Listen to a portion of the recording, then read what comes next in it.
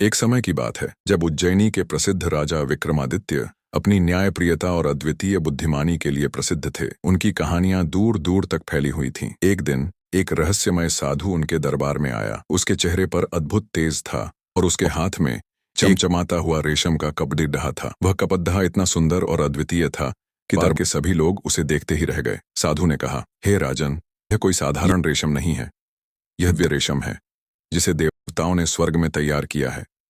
यह न केवल सुंदर है बल्कि इसमें चमत्कारी शक्तियां भी हैं, लेकिन इसे पाने की एक शर्त है। राजा विक्रमादित्य ने उत्सुक होकर पूछा, क्या शर्त है मुनिवर? साधु ने मुस्कुराते हुए कहा, इस रेशम को वही प्राप्त कर सकता है जो अपने राज्य के हर व्यक्ति को खुश और संतुष्ट रख सके। अगर ऐसा नहीं हुआ तो यह रेशम गायब हो जाएगा।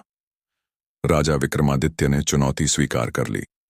उन्होंने अपने मंत्री बुद्धिमान भट्टराय को बुलाकर आदेश दिया कि राज्य में हर व्यक्ति की समस्याओं को जल्द से जल्द हल किया जाए।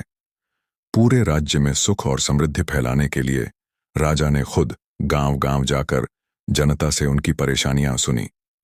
कुछ ही दिनों में राजा की मेहनत और उनकी प्रजा के प्रति निष्ठा से राज्य में खुशहाली फैल गई। साधु ने जब देखा कि राजा ने अपनी प्रजा को इतना सुखी और संतुष्ट कर दिया है तो उसने रेशम का कपड्ढा राजा को भेंट कर दिया। लेकिन यह कहानी यहां खत्म नहीं हुई। जब राजा ने उस दिव्य रेशम को छुआ तो वह चमकते हुए एक सुंदर महल में बदल गया। साधु ने बताया, यह महल उन लोगों के लिए है जो निस्वार्थ भाव से दूसरों की सेवा करते हैं। राजन, आपकी न्यायप्रियता और समर्पण ने इसे संभव बनाया।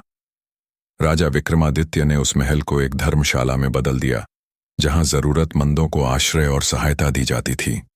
इस तरह राजा की न्यायप्रियता और सेवा का प्रकाश पूरे संसार में फैल गया।